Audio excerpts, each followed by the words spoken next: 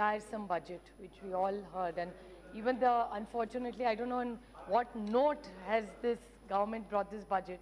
It was a tiresome exercise hearing the speech, and this debate has been one of the longest debates, which has maximum breaks, I think. We've been preparing for the last 4 days, and finally we have an opportunity to speak on the budget. I would like to, I think the economic survey, the vision of the finance ministry seems to be a bit hazy, because the economic survey says one thing and the budget outcome says something. The economic survey, where they have quoted Kautilya, says, the root of wealth is economic activity and its lack of bringing material distress. In the absence of fruitful economic activity, both current prospective and future growth are in danger of destruction. Now, when this is the one side of the vision of the economic survey, the entire budget seems to be, I think, a document which seemed like a vision of a party or a government. Because it is very interesting, because first of all, a budget, normally what I understand, is only for 1 year. Most of their commitments were about 5 years and 10 years. And when the Treasury bench spoke, it was very interesting, because I think they're actually living in a bubble, absolutely away from reality in a fairy tale world. Because most of the targets that they were committed to, or what came from Treasury benches, were numbers which are absolutely unrealistic and unreal, giving the fiscal health of the situation. Actually, the budget has exposed the failings of this government when it comes to fiscal health. The fact is that the government seems to have run out of revenues completely when it really needed it the most. Talking about 5 trillion economy, the Treasury bench was talking about a $10 trillion economy. I mean, I think especially coming from them, I just wanted to ask them one humble question, is to achieve $5 trillion economy, what is the growth rate is required? And you all are talking about 10. We are barely not even crossing 5 with all the numbers that they are giving. It's absolutely worrisome for the commitments they are doing. They are very proud of the insolvency code. It's a very good thing. If the government is going to get NPAs going, people are going to pay back. It's a wonderful thing. I'm really happy to hear that. We all supported it. And if it's going to be a fair and an equal marketplace, we support any such reforms which are in the interest of the economy and development of the state.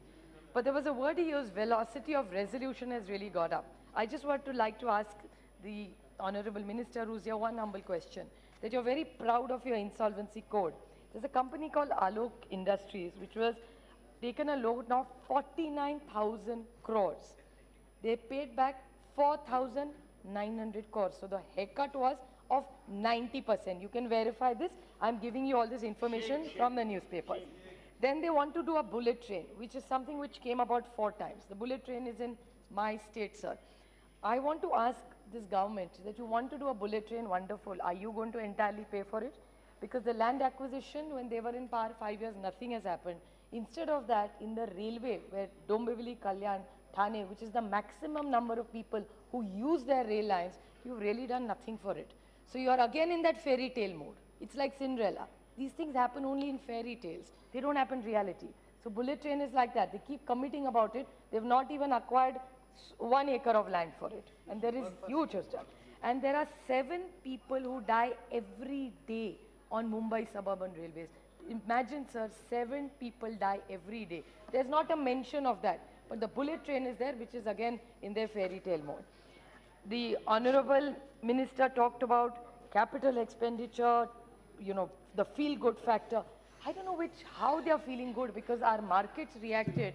The market crashed 1,200 crores when we were sitting here, 1,200 points when we were sitting here for 3 hours, 47 minutes. After much recovery, it recovered, but it finally closed at minus 450. So from 1,200 to 4, but it's still closed at minus 450 points. So I don't know what feel-good factor this government is talking about. Another thing that they talked about, all the sectors are doing well. The Honorable Minister of Finance, Mr. Thakurji, talked about how well the economy is doing this morning. I was really happy to hear that. It's again the fairy tale mode. And they're living in a make-believe world, because I don't see any of that really happening in reality. I come from a producer state.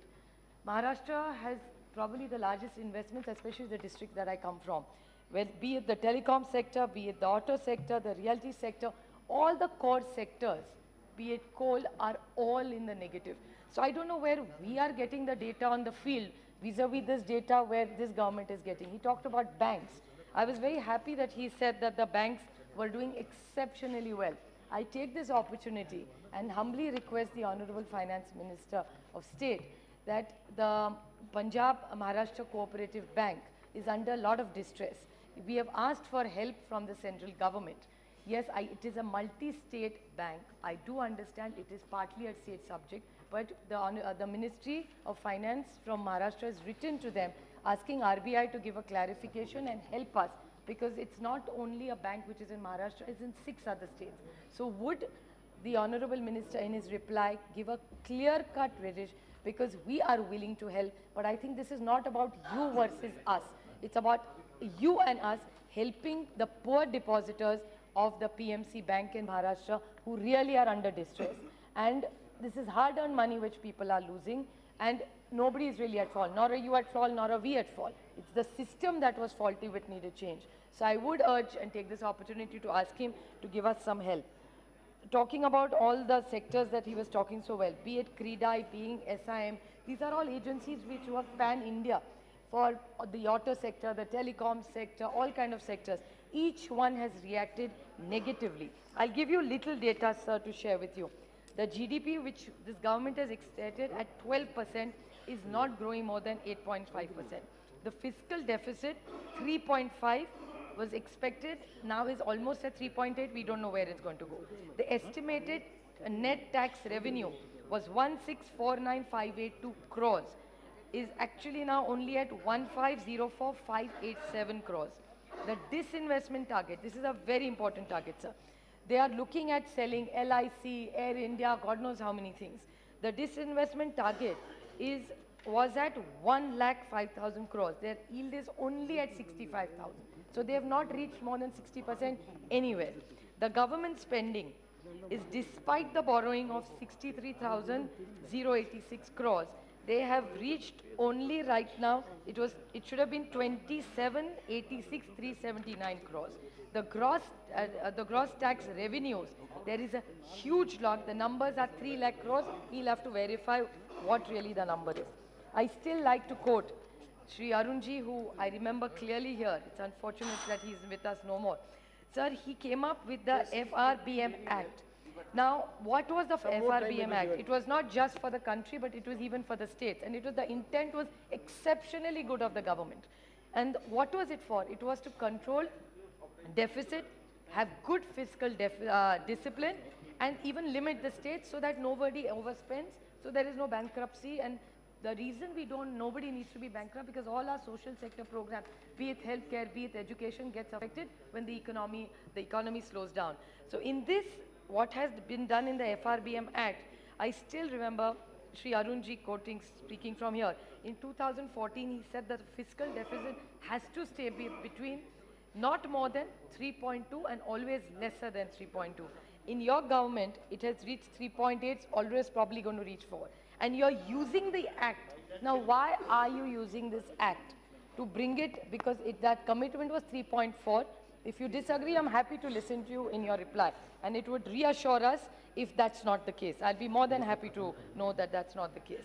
But the whole debt structure looks really very worrisome. So one last point about the farmers. I have a lot of points, but I'll try and finish as soon as I can. So just 2 minutes. For the farmers, you talked about doubling incomes. Now in 2 years, how are you going to? The 16 plans that you made is a wonderful plan. It's again the fairy tale moment. It sounds wonderful on paper, but it's not going to happen, because that whole 16 measures were like a long laundry list. There was only wishes and intentions. And I'd like to highlight one point out of it. They talked about solar. The intention is exceptionally good. But in solar, just to bring to the notice of the Honorable Minister, 92% of solar modules come from China. Now this Make in India business, I don't know where it's headed, but 92% comes from China.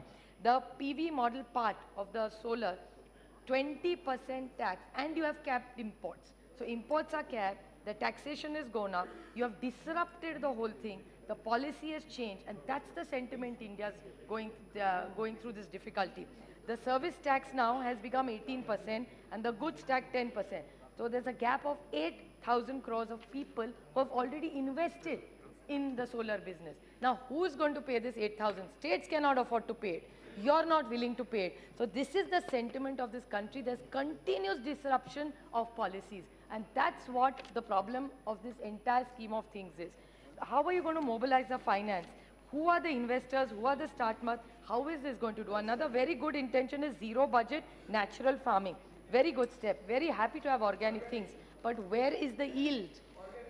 Organic farm, very wonderful thing. We all grew up eating organic farm. Can you just quickly tell us what this is? Two last very short points which I really need a clarification because I come from a producing state who is suffering because of the slabs of GST. Two big major mistakes they have made. GST, they made slabs. The same thing they're doing in taxation again. Multiple slabs. You put everybody in a slab. I don't know which chartered accountant's life has become serious. At least the one who studied with me are not sounding very happy with the situation. But the cess and the surcharges, sir, so much cess is collected. How come we don't get it for education in our states? Because they'll say, oh, it's in a kitty. Then if your kitty is doing the same thing about Narega. My friend Kani Moliji talked about Narega earlier. Somebody said, oh, it is very demand driven. Yes, it is a demand driven program. But the Labour Ministry had recommended the increase.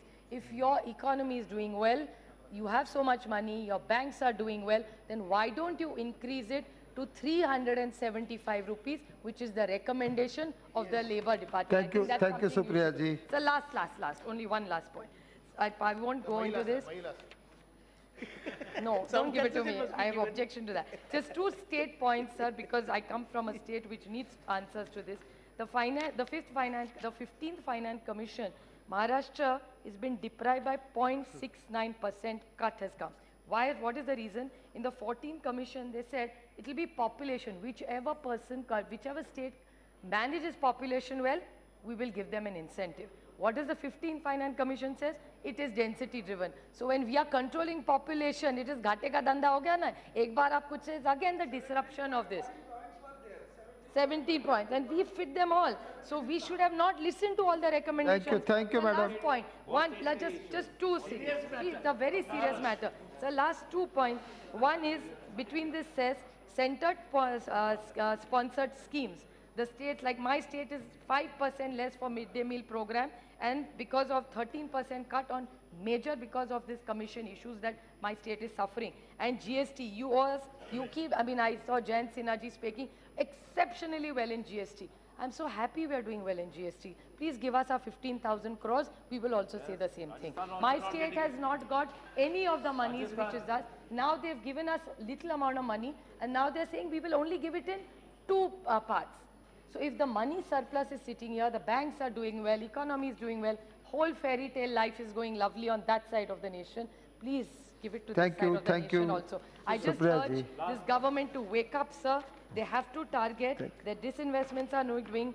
The economy needs revival. You need to accelerate growth. Look into the fiscal development. Promote private investments. And the sentiment of fear. I'm not saying fear only of speech, but there is a general sentiment in this country, and don't blame it on the other countries. Thank you. We can work on ourselves. If you don't take disruptive decisions, things can go well. And if you can't do it, there are a lot of good people in this country who are happy to help you. I'm sure the sense of this house, in the larger interest of the nation, we don't want a defunct economy. We will help you. Please take some suggestions.